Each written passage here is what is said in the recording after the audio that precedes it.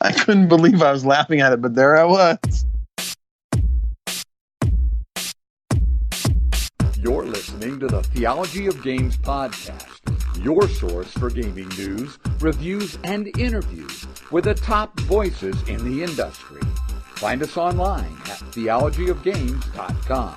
And now, here are your hosts, Scott Firestone and Jeremiah Isley.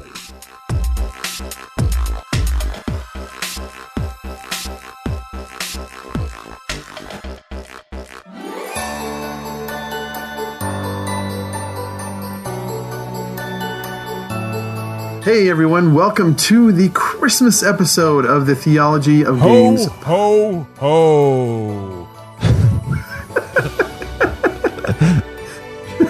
You said Christmas, so I went for it. No. Was that a secret word? Is this Pee-wee's Playhouse? It should be. It should It be. should be. Make it like a hot, make a China ho. All right, welcome to the Theology of Games podcast. I'm Scott Firestone, and with me is... I'm Jeremiah Isley. And AJ Skiffstad. I'm also known as Santa Claus. Was that a recording, or was that you just doing that? That was me. Oh, okay. That was pretty good. So I've been like a little bit, like a touch congested lately. And when that happens, like my voice drops significantly, so I can really get low like that. Yeah. I'm considering adopting this lifestyle full time just so I have a nice, deep, rich voice. Sure. I'm also getting over a cold, so I will be particularly blues singer-ish. Good. I hope you cough a lot too, so I can edit a whole bunch. Guarantee it, my brother. You see, I'm feeling great right now, and I got out of my school on winter break unscathed. So this might be the first Christmas in like 4 years that I haven't had a cold. Don't say it, because it's gonna happen. I know. Because the world works on jinxes. You still have to go to church twice. So Sucker.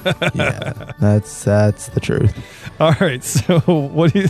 I don't even know where we are. Let's move on with this episode. I said the show notes are out the window. We're already off the track. No, we're getting back on the track. All right, we're going to talk about board game news. That's AJ. Ooh, I've got some board game news in it. I mean, you guys have had to see this by now. The Tainted Grail on Kickstarter by Awaken Realms Games. It's insane. It's unbelievable, and the backers prove that this game's going to be unbelievable. This game has generated almost $4 million. They're at I think they're 3 million to, I don't know. I'm looking it up right now. It's going to be crazy. It's unbelievable. I think there's 30,000 backers. We're talking about the Arthurian legend saga type of thing where and I'm not sure if they're talking about the island of Britain when they say that Arthur settled this island. They're saying Avalon, but I'm not sure that Avalon relates to Great Britain. In any case, it's the 3.7 million. Yes, with 8 days to go. Yikes. Yeah. And it's not terrible for the core set. I think it's $88 plus shipping, which is about the price of almost any game with miniatures anymore. It's going to be anywhere from $60 to $80. And if this game is generating this much traffic on Kickstarter, it's got to have something going for it. But again, I don't know how many of these people have actually play tested it or if they're just on a bandwagon of hype right now. But it looks great. It's got miniatures. It's got these character development. Each character has two separate decks that you can kind of go through and customize as you play. And apparently there's like thousands of cards that are going to help you customize this character. Some things you're going to attach permanently. Some things are going to go from quest to quest. And the story is supposed to be super immersive. So that's what, I'm seeing in board game news right now. What are you guys' take on that game? I'm actually surprised how reasonably priced it is relatively. I mean, I think it's insane now that almost every game comes out at $100, but even the all-in on this is $140. I'm not going to pay it. I'm never going to come close, but that doesn't seem terrible. But for a game to get almost $4 million, and I don't understand, because I've said this before, and it's gotten better, but most Kickstarter games aren't that great. Well, right. Yes and no. I think at one point you were totally right. There were many crappy, just terrible Kickstarter campaigns out there. But I think the market has kind of figured out how to sort of curate itself where, all right, we're not going to back crappy stuff anymore just because it's a board game. Like they got so used to being handed like, here's some really good games that these publishers have, developed and selected and turned down countless others. And then it was like, oh, Kickstarter came along and, oh, there's more games. And everybody thought, oh, they have to be good, right? Because it's something that's available.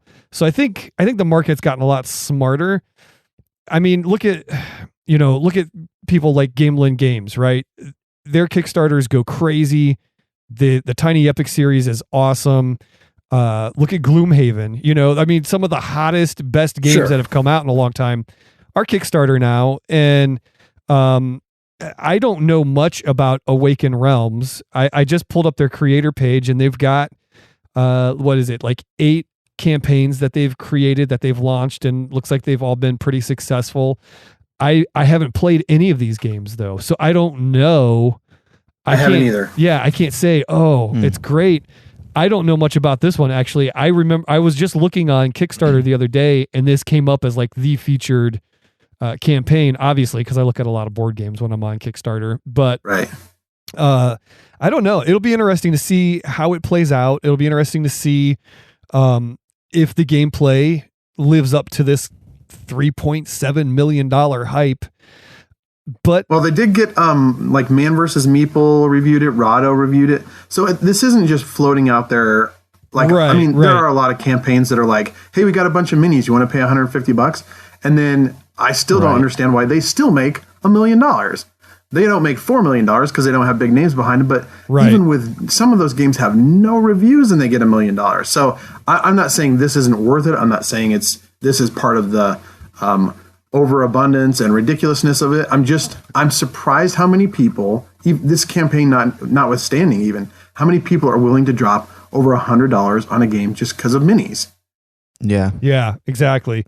So the mini thing isn't going away anytime soon, I don't think. No. But I think I have a theory on this because, I mean, obviously you're saying thousands of cards, miniatures. This is going to be a huge box, right? This is going to be another one of those things that just takes up almost an entire shelf if you've got like a cube. I have this theory that I think the gaming community and the gaming world and gamers individually like have a certain capacity for games. So they can either have 200 small box games or 100 medium box games or only 40 or 50 large box games. Like I think there's this weight like to people how they put games in their collection. Like there are a lot of great games out there that have giant boxes. You look at Gloomhaven and Thunderstone Quest and these games that keep coming out that have these gigantic boxes. And then there's all these like micro games, these filler games that are coming out. And I think people want to have these great giant games because they look impressive, they look cool, but they're only going to get so many of them because they don't want it to dominate their shelf space. They don't want it to dominate their collection because then there's literally and physically no room in their collection for anything else. So, and that brings up my question about this game is because I look at it, and as I was looking at it, I thought, okay, I've seen Descent before. I've seen Imperial Assault. The moment they brought up that there's 2 decks for a character, I thought of Descent right away. I thought, okay, you grab a character and you have these 2 different decks or a deck that you're working with that you're pulling up attributes as you gain skills, and you're doing the same thing in Imperial Assault. And I thought to myself, well, this game really has to offer me something that I've not been offered before, and it's got to be so good that I want this to take the spot of something else. And unfortunately, there's not a lot that's been doing that even over the past 5 years, I don't think.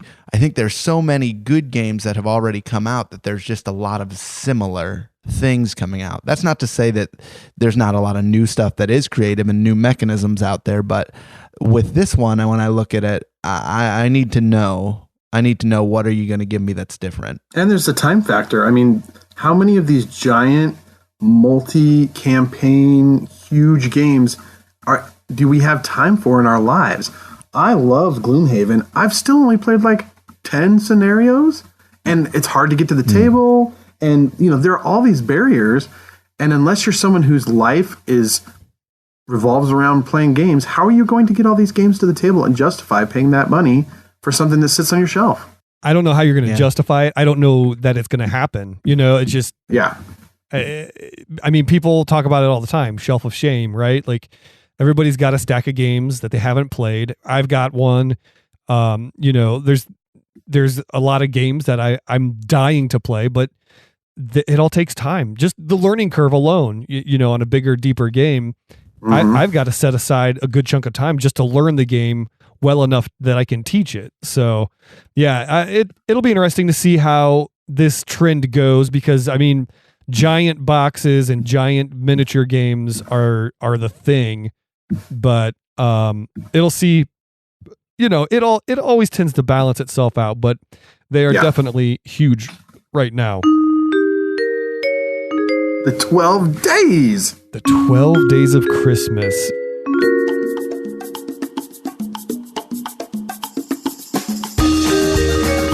We are in the middle of, and I have to edit this episode and get it out really quick so that it's still relevant, but we're in the middle of the 12 Days of Christmas contest.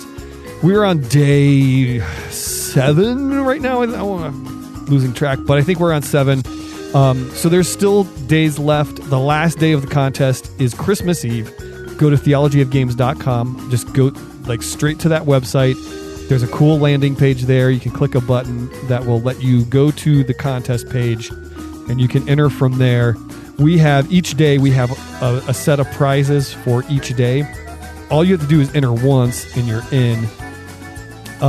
We're giving away today, it's a tiny Epic Galaxies bundle. So you'll get the base game, you'll get Beyond the Black, and 2 custom play mats from Gamelin Games, which is super, super awesome.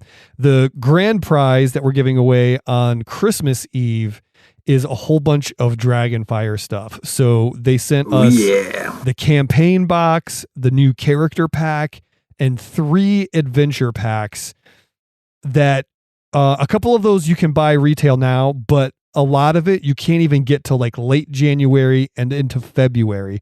But you can win it and you can get it now. So check that out. Go to theologyofgames.com, get in on the contest. I won't spend any more time on it because it may not be relevant by the time you hear it. But just know, if you didn't get in on time, you missed out on a pretty awesome contest. Free stuff. I wonder if we could have a song for the 12 Days of Christmas with games like 5 Tribes Tonight, or what would it say? You got 7 Wonders. That's your job for the rest of the episode. You got to come up with this. And at the end of the episode, I will sing through all the 12 music, games man. of Christmas. That's it. Get on it. Oh, man. Get on it, choir director. I hate you both. You started this. I thought it would be good. I thought it would be a good team building exercise for a blog. No, I got nothing. Yeah, it would build the team if you would do this. Thanks. All right. So one other quick thing we want to tell you about is the TOG party line. That's right. You can call 216-352-3864 and be a part of anything that's going on with Theology of Games. That includes That's How I Roll. That includes this podcast, the Theology of Games podcast.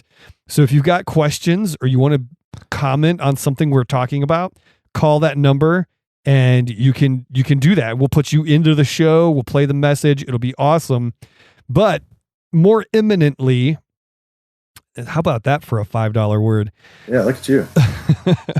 We are doing a special Christmas episode of Board Games Daily. We don't even take Christmas off on that show. But we're doing a special Christmas episode. We want you guys to be a part of it. So call in, wish everyone a Merry Christmas, a Happy New Year, whatever you want to say. Come in hot with your take on Christmas and gaming, and send us your best wishes so that we can wish the world a Merry Christmas. So do that by calling 216-352-3864 and we'll get you into that show. You can check it out. It'll be like episode like 232 or 235 or somewhere in there. We do a lot of those episodes of that show, so you should go check it out. Board Games Daily.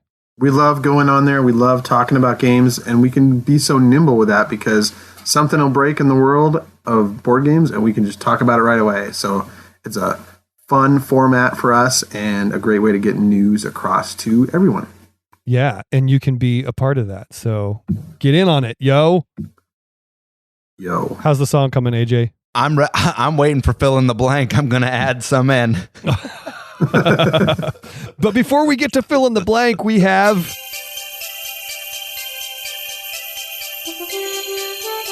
done this in a long time. Have we actually ever done this in an episode? I think we did once. Like way back when. Yeah. Like years ago. we have a mailbag segment. I went to Twitter and Facebook this afternoon and said, "Hey guys, we're doing a podcast tonight. Get your questions in. Let us know what you want to hear us answer." And we had a few responses, and I said, "All right, that's cool. It's coming. It's the mailbag thing." So, which one should we do? They're both from guys named Nate. Let's do them in order. Yeah. So here's the first question. This is from Nathan Wrench. Do you give games as presents at Christmas, or have you learned your lesson yet that most people don't care about them like we do? My family can hardly tolerate learning rules for a game that exceed one page. Glad I've got a game group and don't rely on them to scratch the itch. And so I'll give my answer first on that one. I still try and do it, especially if I can find good deals on things. In fact, I'm doing it again this year. But I love to give my nephews games because they seem to like them, but then I know they don't get played. And my sister has told me this. She says, it's not because we don't like the games. It's because you're not here to play them and teach them. Because a lot of times I'll give it to them, and then I don't get an opportunity to play it with them. And so it's them having to learn from reading the rules, and they just never do that. So this year I'm giving them a game. I found a great deal on 5 Minute Marvel, and it's supposed to be great for their age, which is a little younger than my boys.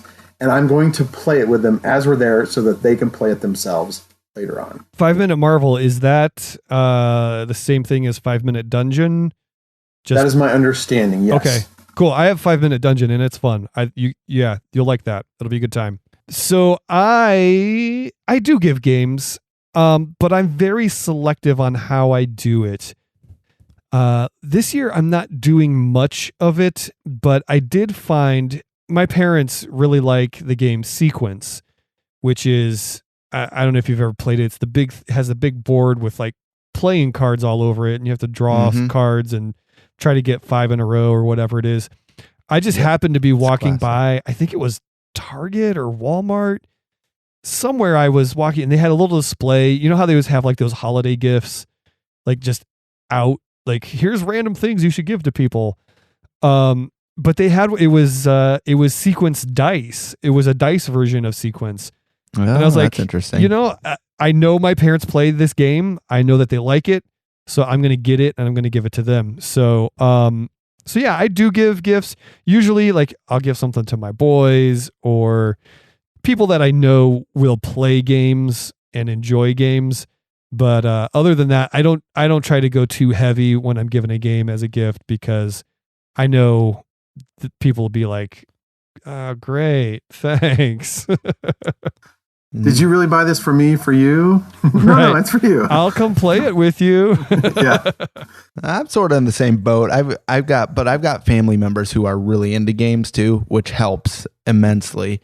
My brother-in-law really, he has more games than I do. And then my brothers on my side and their wives, they all like things that just are a little more weighty than family games. They can delve in just a little bit deeper into the gaming hobby. And so sometimes games will show up on their Christmas list, which is cool for me because I like to find a deal and maybe try and sneak in like another stocking stuffer type of game. So fortunately, I don't have the problem of people not wanting games, but as you said, Jeremiah, it is about selecting the right game. You don't just hand somebody Twilight Imperium and say have fun, right? I got this game. It's called Gaia Project. I think you're really gonna like it. You can just ease right into it. All right. So the next question. This is the kind of question I was really hoping we get tonight. Hard hitting. I love this one. I love it. Nate Allison asks, "What's the worst / most embarrassing place you've audibly farted?" Ooh. So I can go two ways with this story. what 2 ways? Yeah. What do you mean by that? I can't wait to hear. I have 2 different stories. I can go gas or solid on this story. What? Come on, what? Give us the twofer. So, all right. Do you want both? Do you want both stories? Why wouldn't we? Okay. All right. So go for it. The one happened. This was a long, long time ago, and I don't even know why I remember it, other than it was pretty funny. It was back when I was still taking class. I was still taking dance class, and we were working on a number. And I was supposed to partner this girl and lift her. And I had eaten something that just didn't agree with me that day. And when I went to lift, I mean, everything pushes. Oh, no. I love this. It was right in the middle of the studio, just everybody watching, because it's like this big moment, and I let it rip. It happens. It's a thing. Oh man! So that was the fart, or you pooped your pants? No, that was the fart. That was okay. Just clarifying. So the poop story actually happened in Colorado. I think it might have been the first trip out there that I met you, Scott. Uh-huh. So we were there it was the regroup thing. So wait a minute, Scott, if you look in your attic, under the old mattress, I'll kill you. So I'm there. I'm by myself. It was the first time because I remember Sarah wasn't there. And it's the last day. I'm getting ready to head to the airport, and people are kind of hanging out. I'm like, you know what? I'm going to use the restroom before I head to the airport, because like, you don't want to travel like carrying a load. And so I realize I'm like, I'm really far away. I'm going to have to. I don't think I had a rental car. I don't know what I was doing. I didn't have a rental car because I caught a ride with somebody there and from the airport. And so I catch a ride with the 2 guest speakers of the conference from the weekend. And so we're cruising. It's like an hour drive to the airport.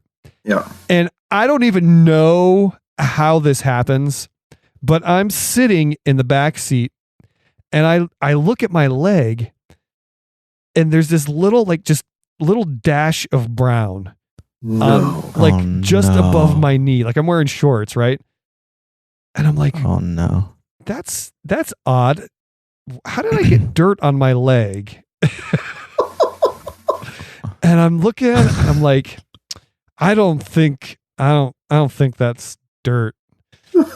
And so I get a little closer, and I catch a whiff. I'm like, that is not, I don't even know. You knew. Oh, you knew. So I'm like digging in my backpack because I know I have like deodorant in there and stuff, and I like grab a t-shirt. What are you gonna do with the deodorant? I don't know. But I'm just gonna ruin a perfectly good deodorant. Is what you're gonna do. I take a t-shirt and like wipe it real good, and then I'm like putting deodorant on my leg because it's like that's gonna help. I don't know. I'm sure they were looking in the rearview mirror at me like I was some kind of weirdo, but that was quite the predicament, being in the back seat of a car of a pretty much total stranger with a little dab of poop on my leg. Ooh.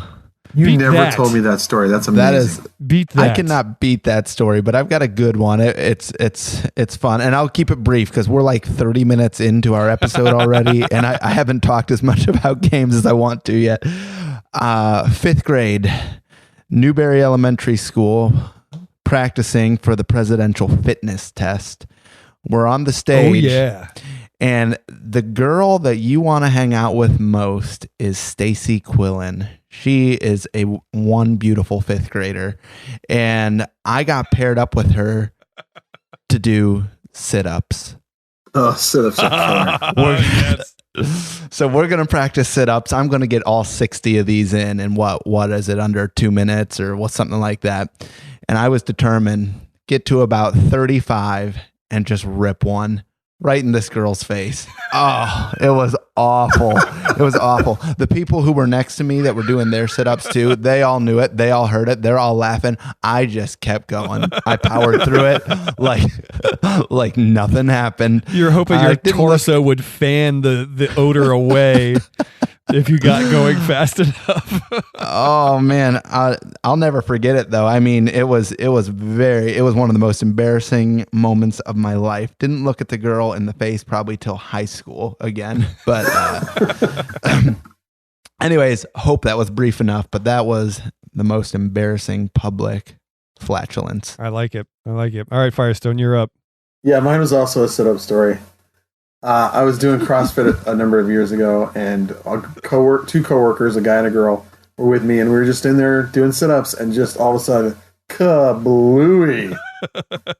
And I was like, dang it, coworkers, come on. Couldn't be like just a stranger I work out with. Thankfully, it wasn't in her face or anything like that, but yeah, so that happened. And then one morning, I usually got to work really early. And one morning I was standing there working, and it was probably like 6:30 or 7, and I just ripped one because I just forgot where I was.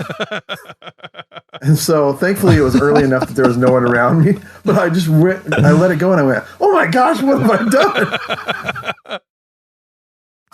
done? That's always a good time. Yeah. All right. That's funny. That's always I could go on, but we should probably move on. That concludes this month's mailbag. If you have questions, you can always email us or tweet at us at Theology of Games, or go to theologyofgames.com and hit the contact page right there, and you can shoot an email over to us. And of course, you can call the hotline 216-352-3864. And now, AJ's been waiting for this. It's time to fill in the blank. I was going to let you guys start. I was just going to end it. Wow. Oh, I was expecting more. Well-oiled machine. There it is. Fill in the blank. Fill in the blank. It feels forced now. Yeah, forget. Come on, you got to fill it in. Fill in the blank.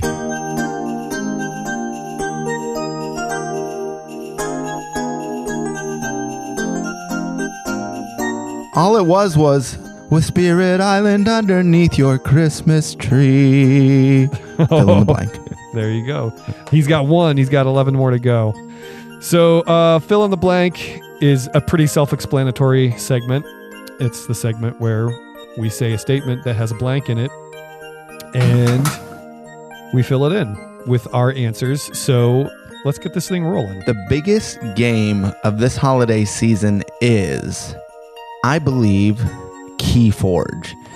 It is not a game that I own yet by Fantasy Flight Games. It is not a game that I know that I want to own necessarily, but all the base copies at this point are sold out. You can't get a hold of one till like January, and you can still get some of the decks by themselves. So let me explain. Keyforge is this head-to-head kind of card combat game where no deck is similar. We've talked about this on Boardgames Daily, and we've talked about it in lots of other stuff. We probably talked about it on our last podcast. I think we did. But yeah.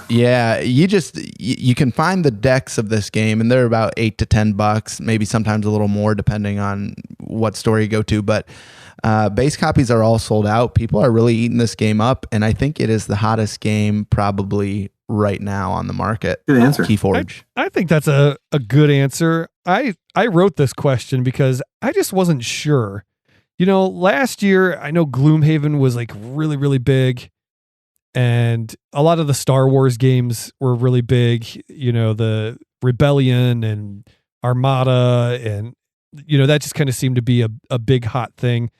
So I wrote the question, just seeing what you guys thought, because I didn't know that I had a clear answer. I think Keyforge is probably where I would lean as well. For the reasons that AJ said, it's hard to get now. It's super popular. I don't know that the reviews are that solid on it from everything that I've read, but it's a hot and it's a novel idea. So I think that's my answer as well. Scott, what about you? I don't know. I'm kind of with you, Jeremiah. It doesn't seem like there's a game where I'm like, that is the one that's rising to the top right now, that everyone feels like I got to get this. I got to try and get it. It's sold out. Maybe Everdell, just because it's hard to find. But one of the things that I'm hearing a lot of stuff about is, I'm going to butcher the name, but Teotihuacan, City of Gods. It's by the guy. What? I said Gesundheit. Yes.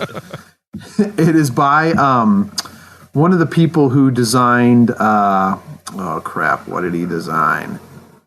Voyages of Marco Polo. And it's just this gorgeous board with all these things going on. And I'm supposed to actually play it tomorrow, but because every week one of the guys had pre-ordered this, and every week we'd be like, did it come yet? No, it's stuck in customs. Did it come yet? No, it's stuck in customs. And I think it's just going to be one of those big games that everyone's talking about. I haven't really actually read any reviews about it, but it's just one of those things that there's a lot of anticipation for it, and it is actually hitting shores at Christmas. So I feel like that's kind of a big one. I don't know much about it myself, so but hopefully it's a successful title for them, and I'm sure we'll hear more about it as it gets more popular. So yeah, and hopefully I play tomorrow. Yeah, there you go. All right. Blank was the best childhood gift ever. I feel like maybe we asked this one before, but because I feel like I've given this answer, but regardless, for me, it was my Nintendo Entertainment System. Ooh. Nice. I remember, it's one of those moments of clarity in my life where I remember the morning that I had that with Super Mario Brothers and Metroid. And I just played and played and played and played. Yeah. And it's all I wanted to do, and it's all I did every afternoon. And I even played sick one day so that I could beat Metroid before my friend did. And I did. Yes. He was so mad at me. Accomplishments, life goals.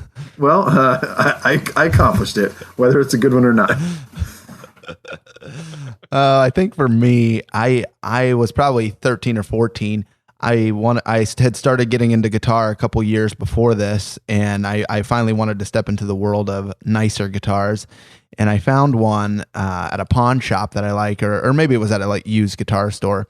And it was this 1980s looking guitar. It was called Ibanez Millennium Destroyer. And this thing was sweet. This thing was phenomenal. Now, I'm not even into that type of music where I will be slashing on a guitar anymore, but the guitar played so nicely. And it was actually a first edition. There's a second edition of the guitar that they released now. This was a 1984 edition of the guitar. And now I wish I still had it because it's worth a little bit of money. But I remember on Christmas morning, I saw that bright ruby red, sweet looking 80s guitar. And I thought I had struck gold. It was a good moment for me. And I miss that guitar. I wish I still had it. I remember that guitar. Yeah, you've seen it. Yeah. That was one heck of a guitar for many reasons. Cool.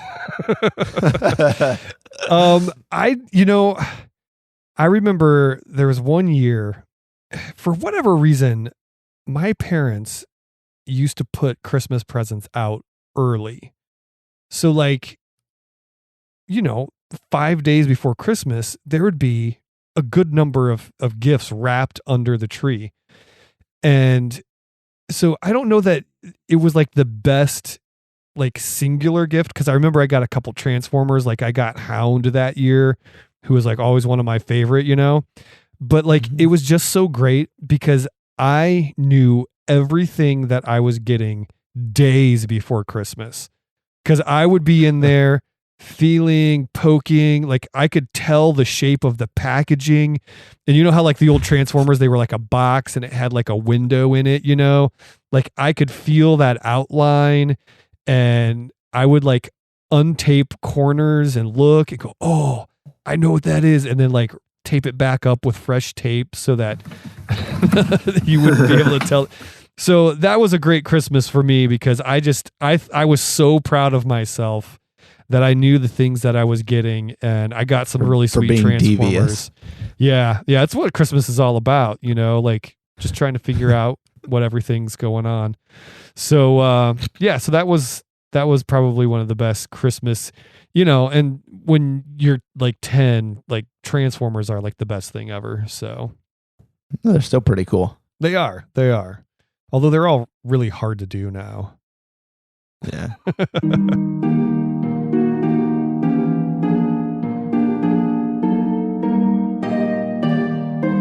AJ, what's coming up next? We've got Fire and Ice. Fire and Ice is that segment of the show that has nothing to do with my name and everything to do with your name, Scott and Jeremiah. We like to talk about games that are hot right now, games that are hitting our table, or games that we just think are really cool for one reason or another. And then we talk about a game that is not so hot, something that's on ice. And so I guess it looks like, Jeremiah, you want to lead us off with talking about a game that's on. Is it on fire for you right now? Yeah, we're in the fire. We're in the fire portion of the segment. So, we'll just we should just go down the list just like it's written, so then it doesn't sound like we're deciding on the fly. Right. Even though we just showed everybody how we make the show. There's a list. So my fire game. Here's the thing. I've only played. It's been a stressful month. That's another story for another time. So I haven't had a lot of time to game because there's just been a lot of family things going on, a lot of work things going on, whatever. But AJ and I had a game night a few weeks ago, and at the end of the night, we pulled out Kingdom Builder. And I hadn't played that game in probably a good year, maybe even a little longer. And it's just it's a really good game. It's so fun. It's so replayable because every time you play, your scoring mechanism is different. Like you score points for different ways that you play your settlements. And I had a blast with it. I realized that sitting next to my bed, like under my side of the bed, I have 2 of the expansions that I bought last year when they were on sale for Amazon, like for like $9. So I think I'm going to open those up, and hopefully my wife and I will play this some more because it's just a good game. My wife really likes this game too. So it's something I can get to the table. For me, the fire game is one called Coimbra, which I had heard about, but it really wasn't on my radar. And then one of the guys brought it, and I was like, oh, okay, I'll give it a shot. And I was looking at the designer, and I was like, oh, this designer did Lorenzo El Magnifico, which I haven't played, but I've heard great things about, and Agizia, which I've heard great things about and haven't played. And I thought, okay, it looks really beautiful. And so I've played it twice now, and it's fantastic. There are so many different options, different choices. You're placing dice down, and the number is important. And then later in the turn, the color is important. So you have to take both of those considerations in when you take the dice. There are different tracks you're running along. There are different card bonuses. And it's the most boring theme about influencing nobles. And the artwork just raises it to something that's not boring. And I played twice, and I want to play again. I'm afraid there's one strategy that might be great, but in the meantime, I'm just having a heck of a fun time playing this game. And it immediately went on I want to trade for this game. I want to pick it up at some point, unless I find out that track is broken like it might be. But anyway, it's just a fun game. If you can play Coimbra, get it to your table. It's super fun. Very cool. Yeah, I've looked at that, and it looks kind of intense, and I'm not sure that I'm ready for it, but I do want to play that eventually. Do not play it with anyone who is AP prone. Because the three guys I played with, we are not AP prone, and it still took us a while. And the whole time we're like, if we were playing with so-and-so, I would just want to kill myself. Oh, boy. Well, we played a game, Jeremiah and I. This is my fire game, by the way. We played it about a week or two ago. And this game is called Innis. It is by Matago Games, and it's 108 on the Geek. I wanted to try it for a while. I had it on my trade list.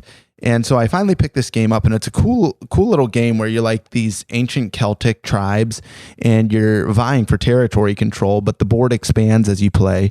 But basically, it's actually very simple to play. You're going to draft cards depending on how many players are in the game, and then you're going to play those cards. And after you play a couple rounds, you've seen all the cards that are going to be in the game. You know who has what, who could have what in their hand, how it could affect you, and how you might want to play your cards instead.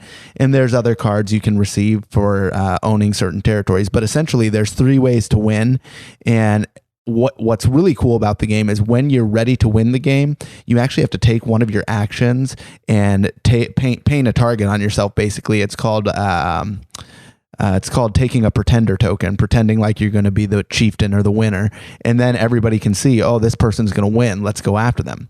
So the reason this game is on fire for me right now is because I was kind of threatened by a combative game, a game where there's going to be some of this, take that, I'm going to drive you out of here, and then I'm going to kill that guy. And it did not feel that way at all. And I'll ask Jeremiah if he felt that same way in a minute. But when I was playing it, I just thought, I don't feel frustrated that I just got moved out of this territory. All I know is I'm going to get back on my feet and move into this territory next and try and do this. I actually ended up losing the game immensely with the other two guys. I did the worst. Wait, who won that game? Who was that again? Nobody remembers. I remember. It must have been you. But I thought I didn't feel bad. And the good indicator for me that this was a solid game was we actually sat around and we talked about it for like the next 10 to 15 minutes while we were setting up another game. Other games that just don't really hit, you just kind of put away and you're like, yeah, that was good. This one we talked about, we're like, oh, I would have done that different. I can't wait to try this next time, or I would do that next time. So it's on fire. I can't wait to get it to the table again. But I did want to hear, did you feel that same way, Jeremiah? Did it feel very intense? Or was it just kind of like, I don't know. It kind of felt intense, but I didn't feel, there's a lot of games that I'll avoid conflicts in if I feel like there's no great advantage to it. But it felt like if you got into a conflict with somebody, you could resolve it pretty easily without totally wiping yourself out just to kind of hang on for a victory. And I think that was kind of the cool way that the combat worked. It was like, you know what, we can hash this out and just deplete each other way down, but it's gonna hurt both of us a lot if we do that. So it tended to be more really strategic strikes when somebody was gonna make a move and try to kick somebody out, or at least take over control of an area. So I enjoyed it. It was a fun game. I really enjoyed beating both of you guys playing it because my strategy was superior to yours. Yeah, I think we were all kind of figuring it out. That was cool. We figured out at the end of the game, it was like, oh, so that's how that mechanism worked. And that was, I guess, one drawback to the game for me is you really didn't understand different ways you were supposed to move until you got about 50% through the game. You were like, okay, I understand why I can do this now and why the rules say that you can do this. It's starting to make sense. And so I did like it, but that would be the one drawback is you really, it took about 50% of the game to really figure out why each mechanic worked the way that it worked. Would you agree? I would agree. Yeah. It just took a little bit of time, but it wasn't overbearing. It wasn't cumbersome to try to figure it out. No, we probably played it an hour, I think. So it wasn't bad. It was a good, solid game. I do have a game that's on ice, and I feel bad that this is on ice because I absolutely love this game. I just can't get it to the table. And it's Steam Rails to Riches, which is a Martin Wallace game, and he has like 3 different renditions of this game. The first was Age of Steam, which I know, Scott, you're a big fan of. I believe the second release was Steam, and then his third release was with Eagle Griffin Games, and that is it was originally Railroad Tycoon, I think, and now it's titled Railways of the World. Is that correct? Railways of the World. Yeah. Well, all these games play very, very similarly, and I love train games. And this is a train game that really has a heavier kind of theme to it. It's not just set collection like Ticket to Ride and play your trains. You have to manage your money and manage different tracks that help you build more passageways to different countries, or not different countries, but different cities, and pick up and deliver some goods. I really like this game. I'm sad that I can't get it to the table because it's such a good game. So Steam, Rails to Riches, not on ice because I don't like it. It's on ice because I can't get it to the table. I haven't played it, so yeah, maybe we should get it to the table. Yeah, it's good. We set it up one time. It was all set up and we were ready to play it, and you were over here, and then we put something else on top instead. We put the other surface on top and covered it up. There you go. All right, Scott, what's on ice for you? I hate to say this, but I'm going to say Stefan Feld. Wait, that's not a game. That's a person. I know, but it's going to lead to games here. So Stefan Feld has made some of my favorite games. I love Castles of Burgundy. I think Trajan is great. I love Aquasphere, Luna, Macau. In the Year of the Dragon, he has made some of my favorite games. Then last year he came out with a game called Merlin, which I have not actually played, I will admit, but friends in my group whose game tastes runs very similar to mine have played it, and they said that they can't believe his name is on it. That it was terrible. And really? So then they thought it was so bad that they did some digging, and they found out, I guess, he kind of had this nugget of an idea, and someone else kind of, quote unquote, finished it for him and published it with his blessing. But his name is on it, so it's still him, and it's still a disappointment by all accounts. And then I played Carpe Diem the other day, and it's the new Aaliyah game from him, kind of a middleweight. And as I was opening it, I thought, gosh, this is really boring looking. But it's Stefan Feld. Like, surely this will be, something interesting. And it was not interesting. It was bland. It was boring. The artwork was boring. The theme was boring. The gameplay was boring. It was all so bland. And I just went, oh, man, what has happened with that guy? He has gone from one of my favorites to just being a big, fat disappointment the last couple of years. So I'm kind of on ice with him. Yeah, I think publishers get a hold of him and say, can you make us something? And he's probably just, meeting demand. And that's what's kind of sad. You don't have time to really sit on something long enough to make it good. And that's what that would be my guess is what's probably happening. But especially those Aaliyah games, like those, I can understand with other publishers kind of experimenting and trying new things. But with the Aaliyah games, like you have this expectation of a certain level of quality, even if that one wasn't quite my style or whatever. You can recognize that it's a good game, even if it's not your style. But this one is just, in my opinion, so boring and stinky. Yeah, again, not a game that I've played, but I've appreciated Stefan Feld over the years. Definitely enjoy a lot of the games that he's designed. So, but they're people. They're not perfect. They're not machines. Sure. They're going to have clunkers here and there. Hopefully, he can rebound out of this after a while here and get back to his old form, or even better. But yeah, that's an interesting take on putting someone on ice. Isn't that like gangster talk? Yeah, like putting someone on ice. Oh man, my ice game is it's not Spirit Island. Party horror. Which you guys have done good. You guys haven't talked about it, I don't think, at all yet. Nope. Have you? Nope. Merry Christmas to me. We're waiting until the lightning round. I'm going to answer every question with Spirit Island. All right, cool. Anyway, my ice game is a game that I really wanted to like because it's from a publisher that I generally like, and I was excited to hear about this game. It's called Wakening Layer, and it's from Rather Dashing Games. They've done some really cool games. I really love the Pirates, Ninjas, Robots, and Zombies, that tile laying game. I love Element. It's really, really cool abstract game.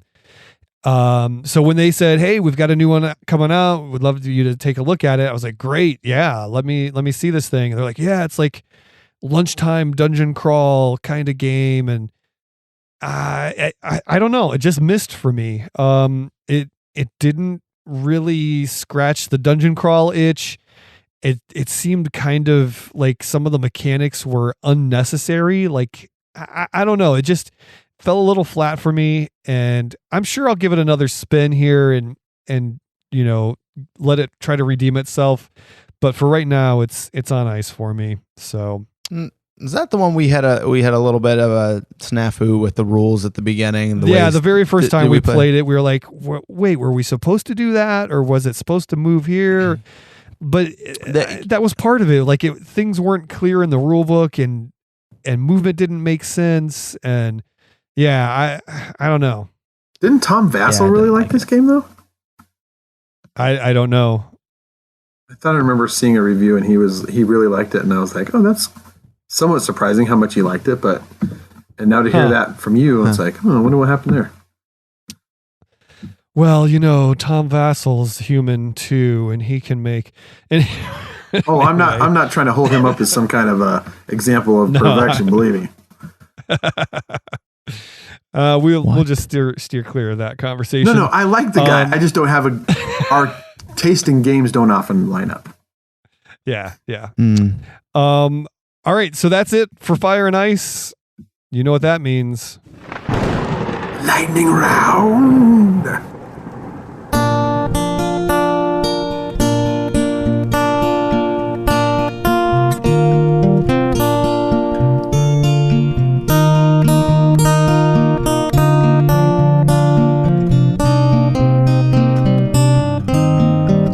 Here we go. So sometimes it's the not so lightning round. We call this the lightning round because it's 5 quick questions, and somebody's typing on the thing here. It is not me. So it's 5 quick questions, 5 quick answers. Well, we each give 1 answer, but we answer all 5, and then we go from there. So you'll notice a theme with this lightning round as we go through them. You'll notice a pattern. So let's get this started. What do you say? Let's do it. All right. Lightning round. Game you want for Christmas. Scott. Spirit Island. I'm just kidding. You have I do have it, but I want that expansion. Game. I want Coimbra. Coimbra. It is. All right, AJ. Yes. I'm kind of in the same boat. It's like, what's that? I said Scott's trying to maintain the integrity of the lightning round. Yeah, that's why you want it. That's good. And it's late too, but I'm trying to think. I had this all figured out. I had some games on my list that I wanted. I asked for one of the Star Wars role-playing games. It's on sale. I think it's one of the Rebellion ones, but I'm interested in that. Hopefully maybe someone will pick that up for me, but there was one other. Come on. Lorenzo's on my list. Lorenzo, there you go. I think AJ just made up for the brevity of your answer, yes. Scott. My game that I want is Gloomhaven. I don't know that I'll ever have time to really play it through a lot, but it's just a game that intrigues me so much, and I've heard so much good about it that I really want to play it. So I'm hoping. I don't think I'm getting it. I would be shocked beyond all belief if I did, but it's one of the ones that I've wanted for a while. All right. How about the game you know you're getting for Christmas? I do not know that I'm getting this game for Christmas, but I feel like I might be because of the price point with some of the gift exchanges that we do, some of my family members. I think Azul might be showing up under the tree this Christmas. So, and if it doesn't, I think I'm going to pick it up anyways. But yeah, Azul. So actually, I don't know. Last year I knew about like a game that I was getting. This year I have a very good inkling that Azul will be under the tree, because a couple days ago, my wife, she had 1 day left of vacation to take before the end of the year, because it's like use it or lose it. And so she took it, and we went shopping while the boys were in school, and we left the baby with grandparents. And I'm like, oh, hey, we're walking through the toilet. I'm like, hey, Azul, this looks really good. I think you'd like it too. It was the game of the year. She's like, oh, huh. And then I see her open her phone and like type a little note, like in the notes app. So I'm thinking there's a good chance, but I'm not 100% certain. But I'm hoping. Yeah. I gave my in-laws a number of like expansions, because that's kind of a couple of those would be right in their price range for gifts. And so I'm guessing that I'm going to get a couple Terraforming Mars expansions. Ooh. So I'm a big fan of that game. I as at the same time I have problems with the game. I think a lot of it's determined by the corporation you get at the beginning, and yet I still have a great time playing it every single time. So I'm a fan, I like it, and I want the expansions. I like it. All right, lightning round. Favorite TV show Christmas episode, right? Yes. Oh, I'm first. Yeah. You are. All right, so I was going to go with one of the Office episodes, because there's a lot of them, and they're all pretty good. But I think one of my favorite TV Christmas episodes is the Malcolm in the Middle, when Lois cancels Christmas. Like, Malcolm and Reese are like throwing glass ornaments at each other, and she flips out and she locks like all the presents, all the decorations, the tree, everything in the garage, and she holds Christmas hostage. It's so funny. If you haven't seen Malcolm in the Middle, if you haven't watched all of those episodes, you are missing out on something. It is comedy gold. Bryan Cranston is amazing in it. It's just so good. So I think that's one of my favorite Christmas episodes of any show. That's a good answer. I think I would probably, I don't know. Crap. Okay, I'm going to cheat. I'm going to go with a TV show that was only a Christmas episode and say Emmett Otter's Jug Band Christmas. Oh, solid choice. I watched that thing so many times when I was a kid. I could write this second. I could recite word for word the entire script. Have you seen the bloopers on YouTube? Like there's a reel of bloopers from that. Oh, really? That's circulated. Yeah, you got to check it out. It's pretty awesome. I should do that.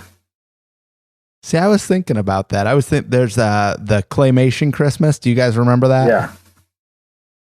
I was thinking about doing that, but I thought, that was a TV show, but it wasn't a Christmas episode. So I ended up going with, and we talked about this. My favorite sitcom is Frasier. So there's a Frasier episode that I love, where Frasier's condo is putting on a Christmas pageant. They're going to do the nativity story, the Christ story, and they just can't seem to get it right. And they end up including Santa Claus and Frosty the Snowman all make it into this story. In the meantime, Frasier's dating this Jewish woman, and his mother is, the woman's mother is this practicing Jew. She's devout, and the fact that her daughter would be dating Frasier is just unbelievable if she were to find out that he celebrates Christmas. And throughout this episode, people keep coming into Frasier's apartment that are from the Christmas pageant. We got Santa coming in, and we've got reindeer and Jesus, and then the culmination of the show is when Niles, his brother, comes out of the bathroom dressed as Jesus, and this mother sees him for the first time, and it just all breaks down. So that is probably, yeah, it's a good episode. That's probably my favorite. So a couple years ago, I was running sound. We got hired to do for a Jewish High Holy Day service, and I tuned the system. I was playing David Crowder, and And I didn't even think about it, but they're like, but the guy, the cantor comes in, he's like, what are you doing? But I'm like, do I play secular music then? Like, I don't know what to do here. I'm really baffled, but it was pretty funny. It was a predicament to be in. Haba Nagila. That's what you needed to play. Right. But that's like stereotypical. Right. Like, you can't do that. Right. It was quite the pickle. Anyway, here we go. Lightning round. Cut your own tree, or pre-cut, or artificial. Artificial all the way. I do not want to have. You can say I'm a bah humbug, whatever, but lame. What? I said something. Never mind. Did you say lightning? Keep going. Okay, artificial. No. Period. Done. No, I was saying lame. Oh. I'm next. So here's the thing. We have two ways that we go about it in the Isley household. First preference is go cut your own. Go out to the tree farm, stomp through the snow. Hopefully there's snow. Find the right one, cut it down, bring it home, put it up. It's awesome. The second option is the Christmas tree forest, in which we set up like 7 different Christmas trees in the house, but they're all artificial. Wow. So if we don't do the live one, we do the Christmas tree forest. Now, we haven't done the forest since we moved because we had a much larger living room in our old house, but I feel like we could still pull it off. And the forest is pretty awesome. I'll have to post some pictures online because there was a couple of them showed up in my time hop a few days ago, and it was pretty outstanding. We do like themes of like one's like a Star Wars tree and one's a Dr. Seuss and a Wizard of Oz. And whoa. It's pretty awesome. It's pretty legit.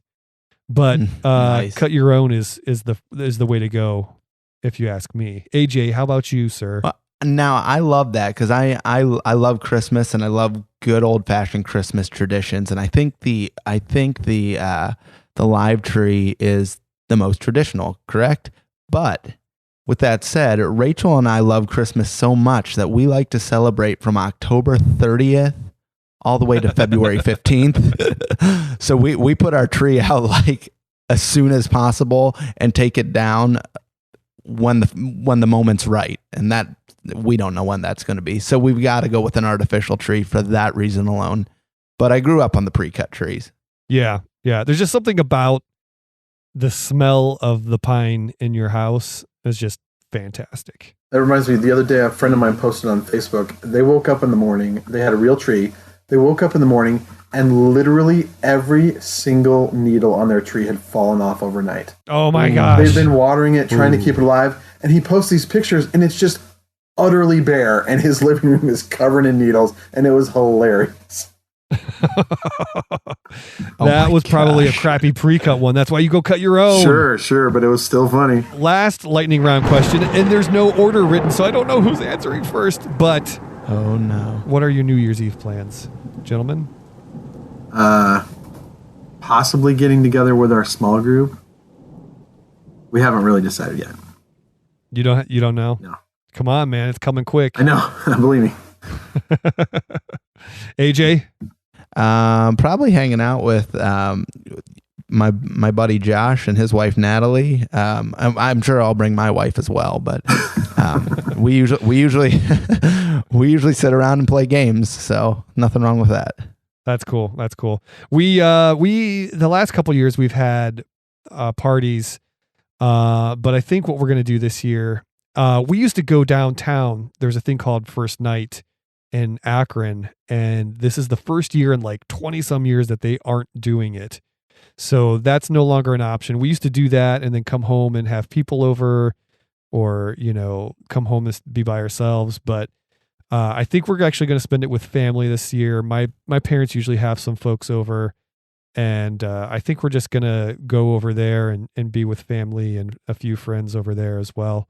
So I think that's the plan for us as we look to head into the next year. On the first day of Christmas, my true love came to me, a partridge in a pear tree. Well, I think that's enough.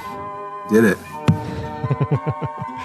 That's episode 26 of the Theology of Games podcast, the Christmas episode. We we are very grateful for the folks who listen. Thank you so much for tuning in. If you enjoy the show, be sure to head over to iTunes or Google or Spotify or wherever it is that you're listening and give us a 5-star rating, write a little review, subscribe, share the show, tell everybody about it. We really appreciate all of those things. They're like little Christmas presents that don't get put under a tree, but are just as much appreciated by us. So be sure to do that if you would be so kind. And I don't know, what else do we got? Close this thing out. Let's do it. Have a great Merry Christmas, everyone. We appreciate you listening, and we hope you have a blessed time with your family. Merry Christmas. Ho, ho, ho. And the partridge in the pear tree. That was rough.